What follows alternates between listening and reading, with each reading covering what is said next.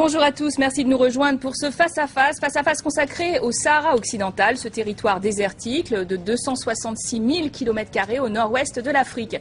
Un territoire revendiqué par le Maroc et par le Front Polisario depuis 1976, après le départ des colonisateurs espagnols. Ce mouvement indépendantiste est soutenu financièrement et diplomatiquement par l'Algérie voisine.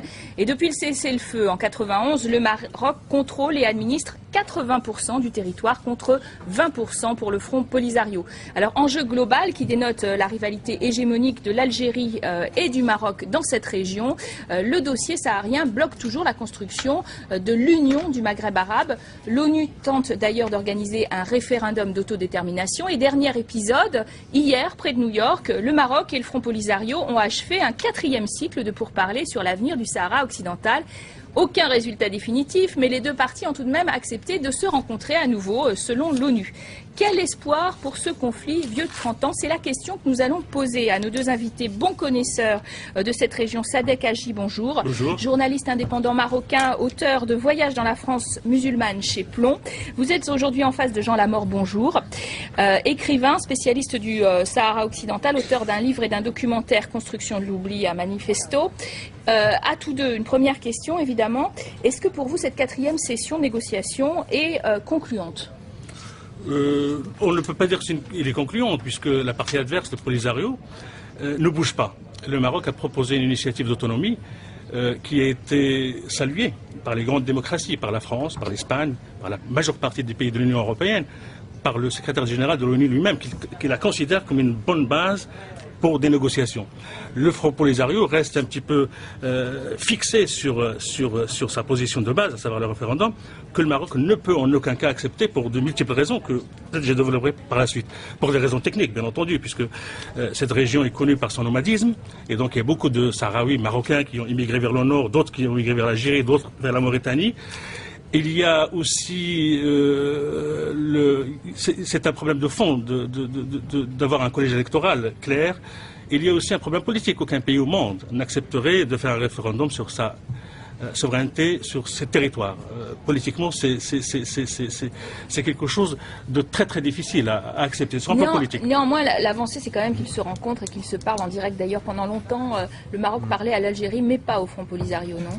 Écoutez, moi je ne suis pas du tout d'accord avec les propos de monsieur. D'abord, le projet d'autonomie a été présenté unilatéralement par le Maroc et ce n'est rien d'autre qu'une coquille vide qui entérine l'occupation illégale de cette zone. En ce qui concerne les autres pays qui seraient prêts ou pas... Vous dites que ce n'est pas pareil que l'autodétermination, ça n'a rien à voir. Ensuite, les pays qui sont prêts à voir un pays indépendant, il y en a de très nombreux. Le Front Polisario, la République arabe sahraouie démocratique, est cofondateur de l'Union africaine. Dans l'Union africaine, il y a une majorité de nations africaines qui ont reconnu la race de la République arabe sahraouie démocratique. Donc ça, ce n'est pas vrai. Et du coup, le Maroc est parti de l'Union africaine. Elle s'est retirée en signe de protestation. Il s'est retiré aussi de protestation parce que je suis d'accord avec monsieur qu'il y a des pays qui soutiennent, mais à savoir lesquels. Il y a Cuba, par exemple, d'accord. Bon, non, monsieur, non, mais laissez-moi parler, s'il vous plaît. Non, je suis pas d'accord. Cuba, il soutient le Polisario ou pas? Non, mais est-ce que je peux dire la vérité? Vous ne pouvez pas faire abstraction d'une majorité des pays africains. Le Maroc est africain. Les grandes démocraties du monde. Alors, les nations africaines ne sont pas démocratiques dans ce cas-là? Si la France n'est pas un pays démocratique, dites-le. La France a des liens vénaux avec le Maroc, vous le savez très bien. L'Espagne, majoritairement, les citoyens de l'Espagne soutiennent le peuple sahraoui. Et l'Union européenne, dans son immense majorité, c'est la plus grosse duperie. Non, mais c'est pas une duperie, c'est la réalité. C'est pas la réalité, monsieur. Vous avez un peuple... Le secrétaire général de l'ONU a considéré que l'initiative de l'autonomie que le Maroc a proposée est une base sérieuse et peut considérer une plateforme sérieuse pour des négociations. Je vais vous dire, dans les négociations, justement dans cette 4e série de négociations, oui, le Maroc est venu dans un esprit de fermeture. Il est resté sur la position de proposer ce fameux projet d'autonomie. En revanche, le Front Polisario est venu pour discuter. Il a proposé de non seulement intégrer dans la proposition de référendum l'indépendance, comme monsieur l'a évoqué, mais aussi la possibilité que le peuple sahraoui vote lui-même le rattachement au Maroc, et il a aussi intégré la dernière proposition de l'autonomie, qu'on laisse le référendum faire son chemin, au lieu de falsifier la procédure référendaire. Non, on ne falsifie rien du tout. Ça a été falsifié, absolument, vous le savez bien. Ça a été falsifié massivement. Caroline, en présentant le débat, a parlé de l'historique de cette affaire. Il faut reconnaître que c'est le seul résidu de la guerre froide. C'est le seul conflit résidu de la guerre froide. Rappelez-vous très bien, rappelez-vous très bien, c'est en 76 que ça date, et l'écrasante majorité des pays qui soutenaient le Polisario, en fait, ils étaient tous sous le joug de l'Union soviétique. Vous ne pouvez pas dire le contraire. Vous-même, monsieur, vous ne pouvez pas falsifier l'histoire. C'est le problème du Maroc, et vous-même, vous êtes resté dans un cadre de guerre froide. Le soutien principal du Polisario, écoutez, si vous me citez un pays, si vous me citez un pays démocratique, vous vivez dans le passé. Si vous me citez un pays démocratique qui a apporté son soutien franc au Polisario, vous êtes l'illustration de la construction de l'oubli.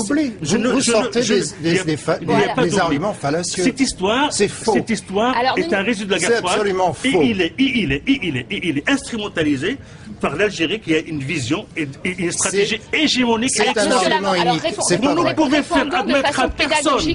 Vous ne pouvez faire admettre à personne qu'un pays, qu'un gouvernement, le pouvoir algérien, je parle du pouvoir, pas du peuple, que le pouvoir algérien, par conviction, une majorité de pays africains, par conviction, oh quelle gentillesse, par conviction, soutien, finance, bouge à droite, à gauche, pour une question de je sais pas quoi. Tout le monde connaît la nature du régime algérien. C'est faux, vous vivez dans le passé. Quel passé?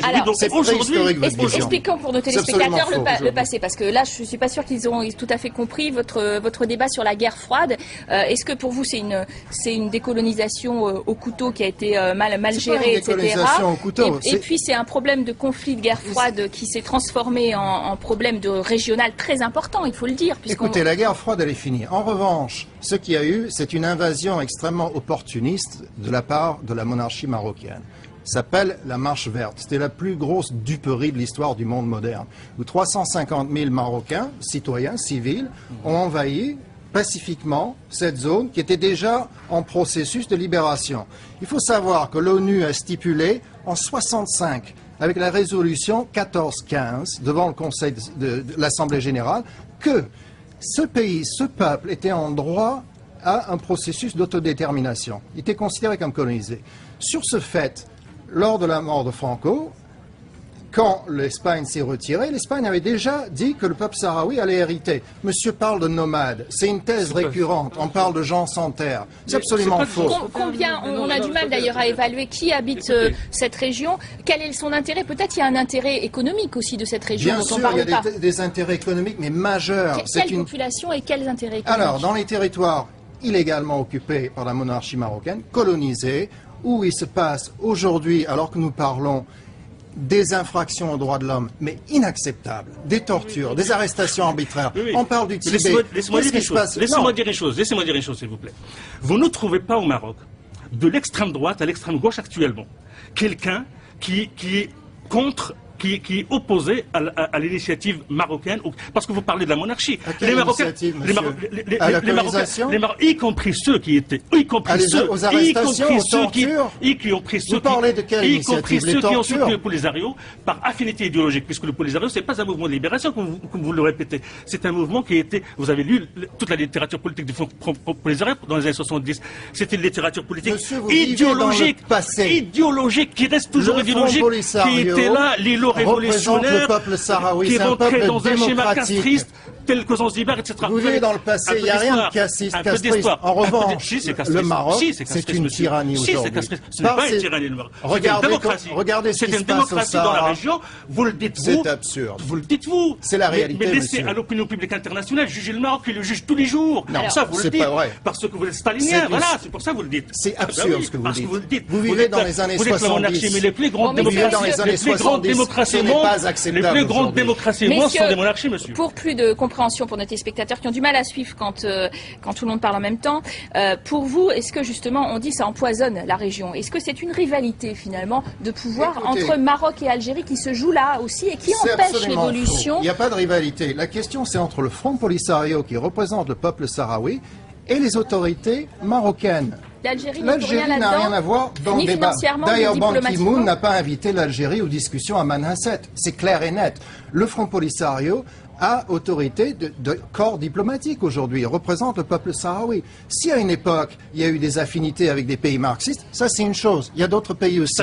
Mais on peut pas balayer d'un revers de main la majorité des nations africaines qui elles-mêmes sont issues de luttes après récentes pour leur indépendance en disant que ce sont des dictatures. Je reviens dessus. Les agissements de la monarchie marocaine au Sahara occidental aujourd'hui sont inacceptables. C'est de l'ordre de la tyrannie. Marocain avec sa monarchie. Je ne suis pas du tout d'accord. C'est pas une affaire locale, monsieur. C'est un des conflits qui doit être résolu. Trouvez-moi un Marocain. Je vous dis, vous dites la monarchie. Les Marocains ne savent pas. Ils sont mal informés. Ils ne savent pas ce qui se passe au Sahara occidental. Je suis désolé. Si vous voulez bien, je reviens à la question.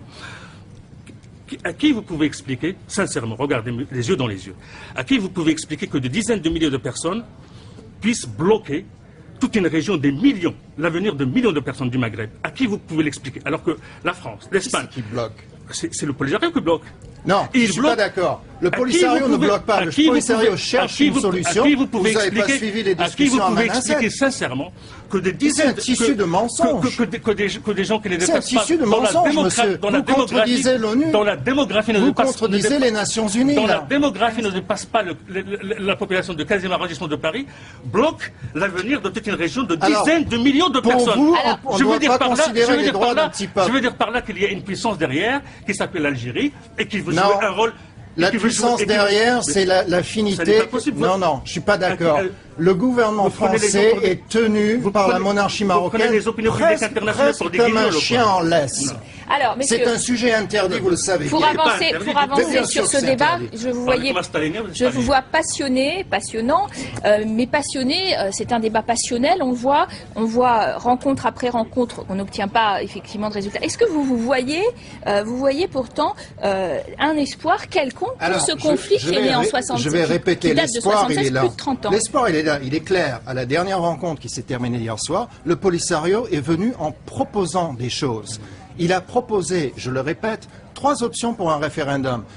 Les autorités marocaines sont bloquées. C'est le processus d'autonomie ou rien d'autre. C'est-à-dire le drapeau marocain, la monnaie marocaine, l'armée marocaine qui est déjà, et la police marocaine, qui est déjà en train d'arrêter et torturer les Sahraouis. On a titré Sahara occidental l'impasse. Est-ce que vous êtes tous les deux d'accord avec le titre? Elle ne vient pas des Sahraouis. Je considère sur un... Vous savez, le monsieur il est français, moi je suis marocain, et moi je considère... Français, je suis américain. Vous êtes américain, c'est pas grave.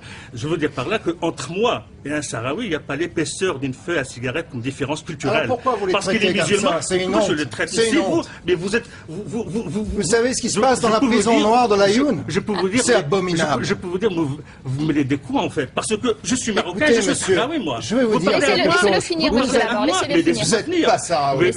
Mais laissez-moi... Si, tous les Marocains sont Sahraouis. Tous les Marocains sont Sahraouis. C'est faux. La monarchie marocaine, c'est comme un rapace qui aurait avalé une pièce convoitée. C'est tout.